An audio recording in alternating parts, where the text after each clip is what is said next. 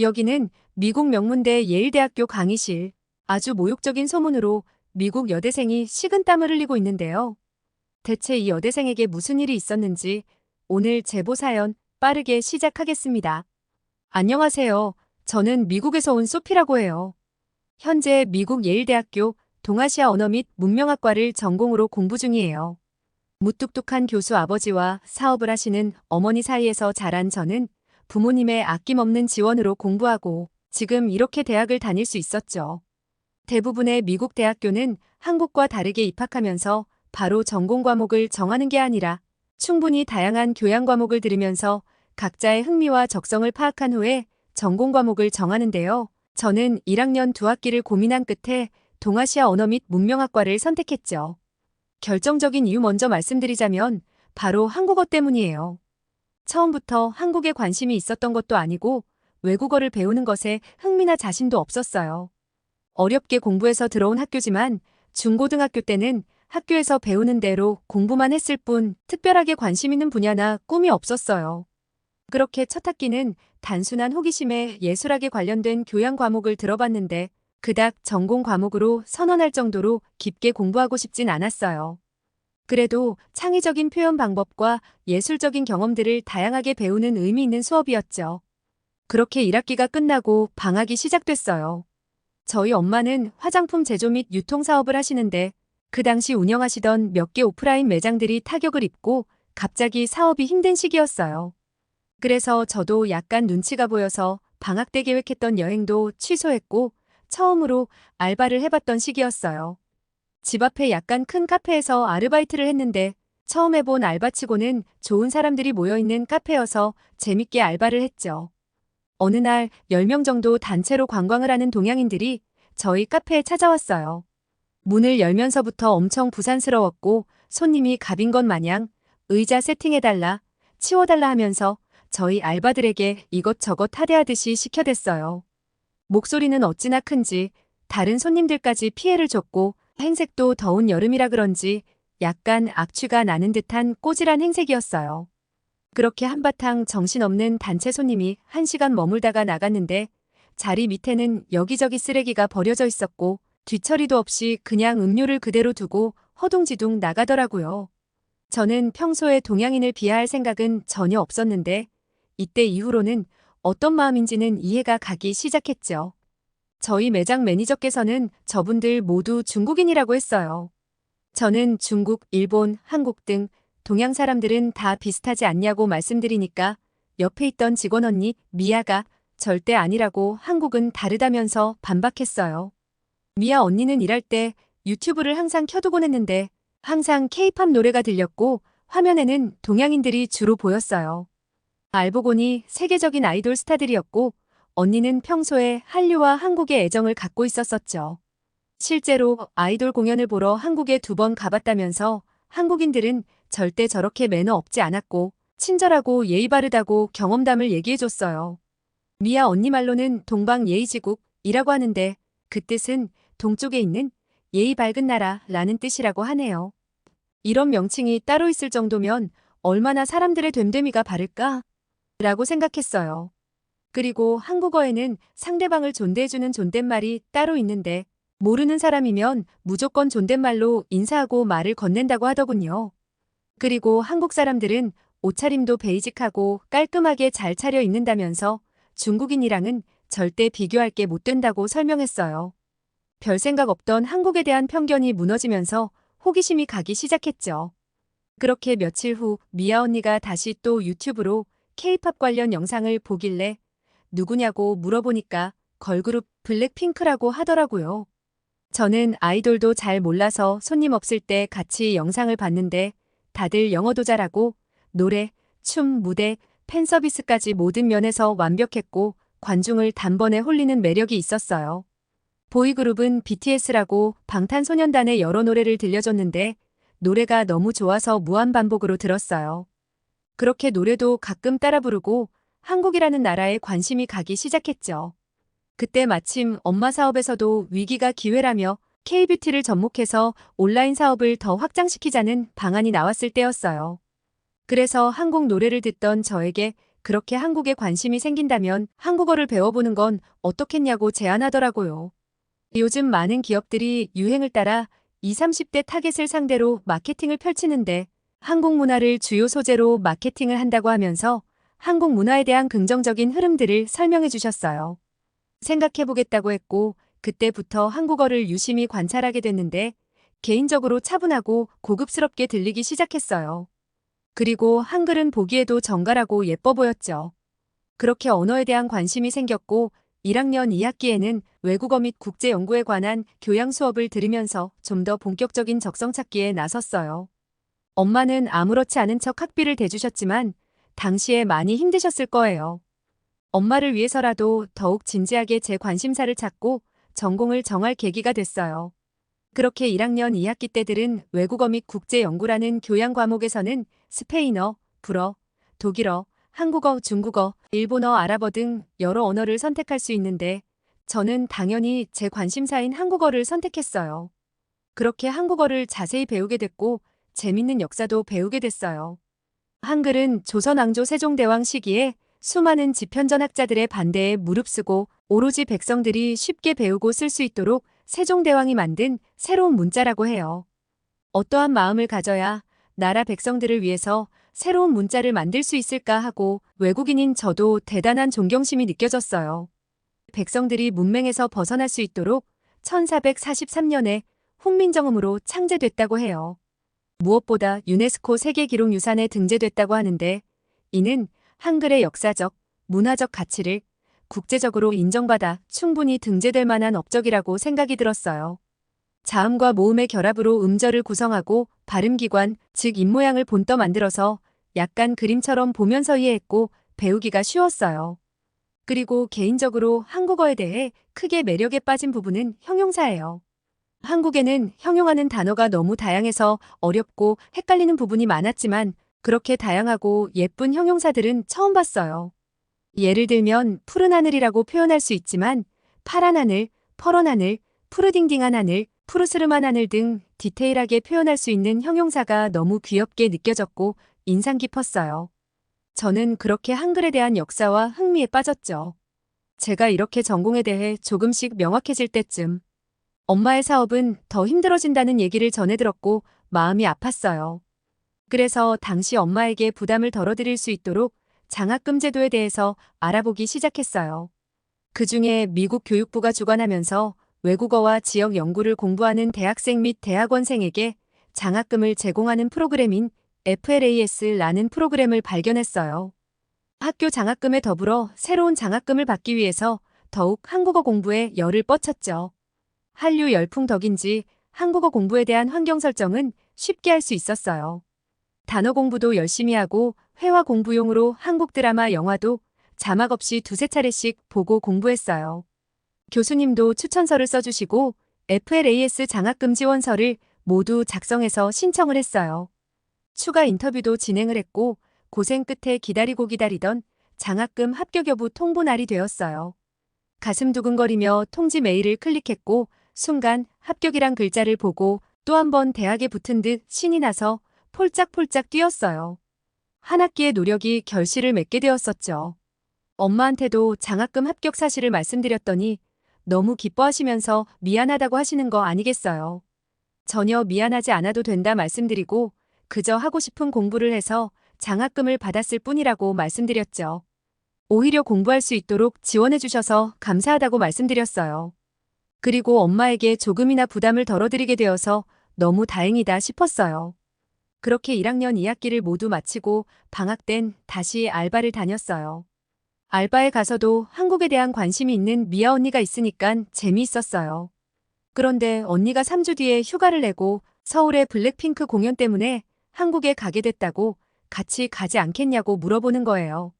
저는 완벽한 회화까지는 아니어도 듣고 간단한 말하기는 가능한 상태여서 너무 좋다고 기뻐했어요. 숙소는 다 해놨으니 비행편을 알아보라고 하더라고요.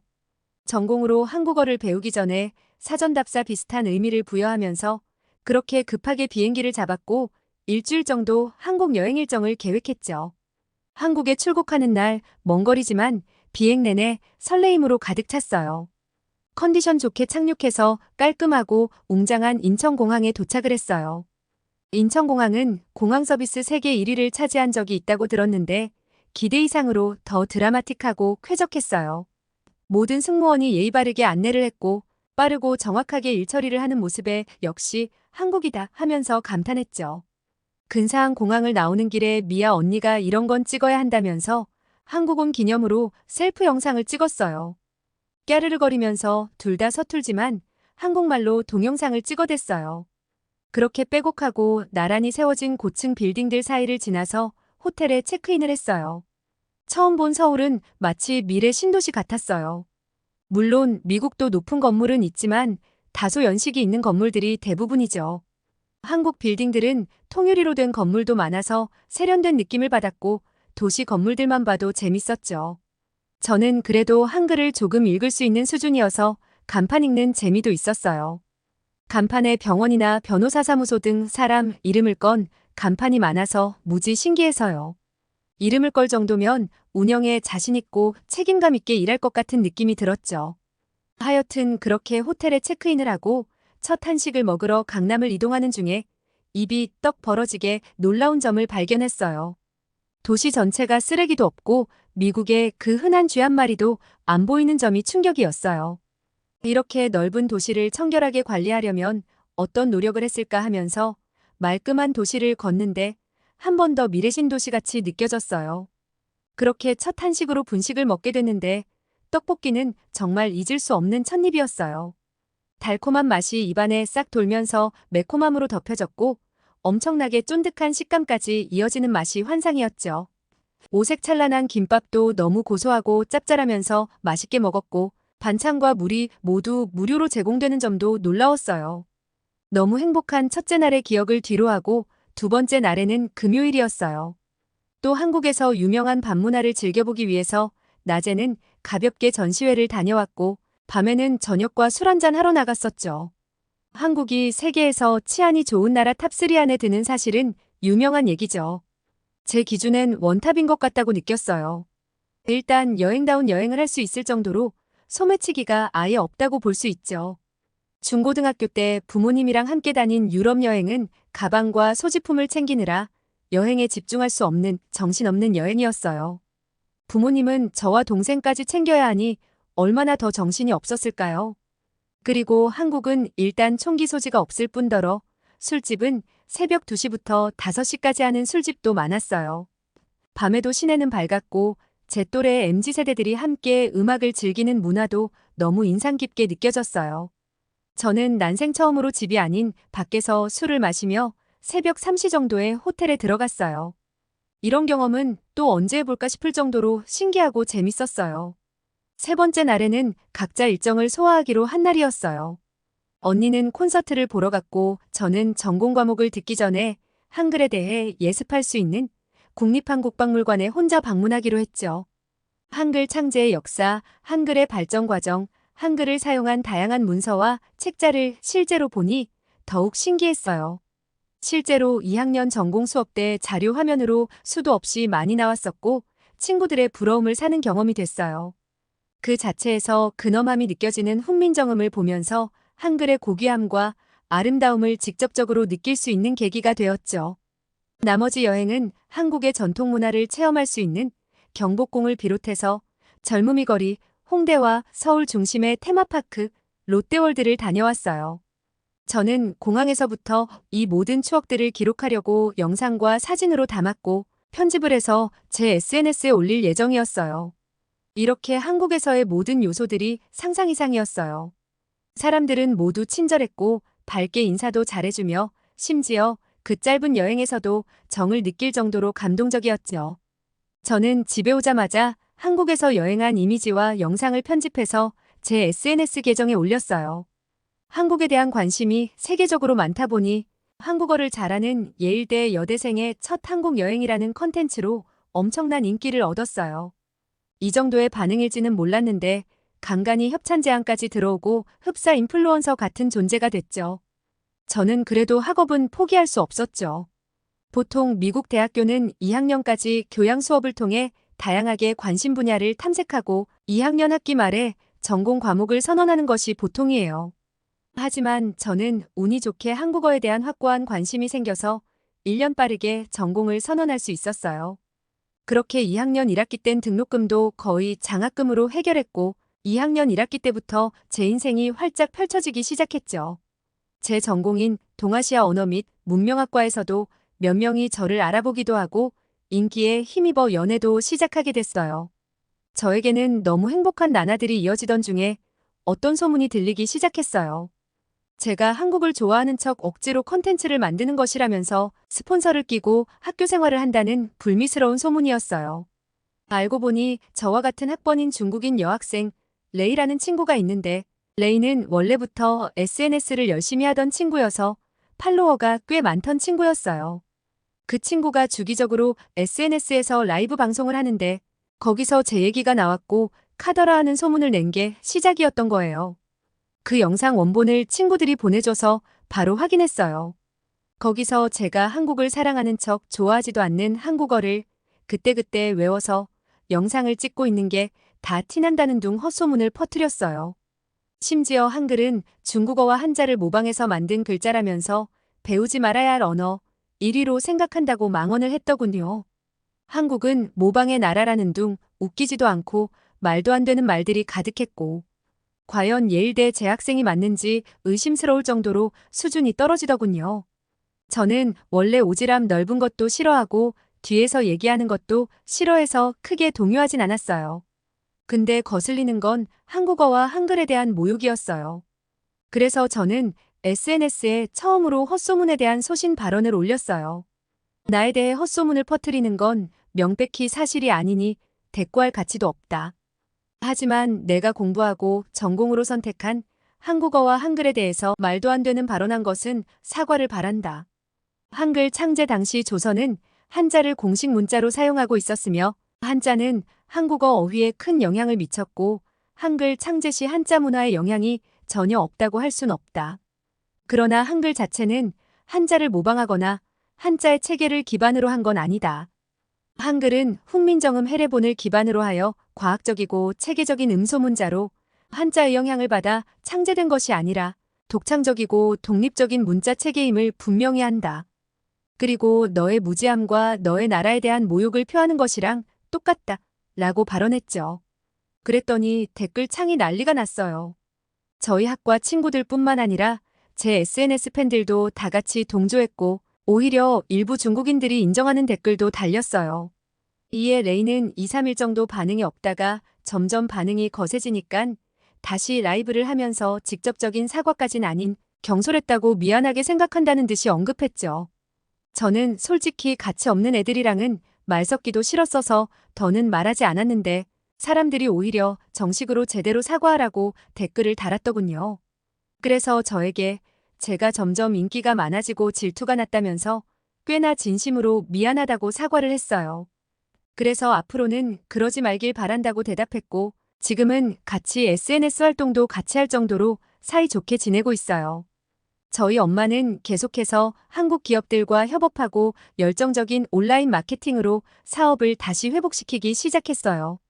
한국의 K뷰티 시장이 거의 12조 원 이상으로 추정된다고 하는데 어마무시한 영향력을 갖고 있는 것 같아요.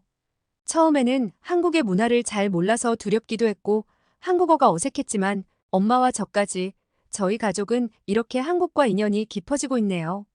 저는 계속해서 한국과 관련된 여행, 마케팅 인플루언서 활동과 대학 생활을 병행하고 있고 날이 갈수록 한류에 대한 관심이 늘어나서 컨텐츠도 많아지고 한국에서도 러브콜이 들어오곤 합니다. 다시 또 방학에 광고 업무하러 가는 겸 여행하는 겸 한국에 방문할 계획이에요. 한국에 대해 다양한 감사함을 느끼며 제 사연을 보냅니다. 긴 글 들어주셔서 감사해요. 다시 사연을 보내기 전까지 모두 건강하시길 바랄게요. 오늘은 우연히 한국어에 빠져서 대학교 전공으로 선언할 만큼 한국에 애정을 갖고 있는 소피의 사연이었습니다. 그녀의 사연이 어떠셨나요? 한국이 미국 소녀의 인생을 펼칠 수 있는 계기가 되어 너무 뿌듯한데요. 계속해서 한국에 애정을 갖고 긍정적인 문화가 전파되기를 바랍니다. 저희 사연을 빠르게 받아보고 싶으시다면 구독과 좋아요 부탁드립니다. 또한 저희 대한튜브는 한국에 대한 모든 사연을 접수받고 있습니다. 지금 띄워드리는 저희 공식 이메일을 통해 많은 제보 바랍니다. 끝까지 시청해주셔서 감사합니다.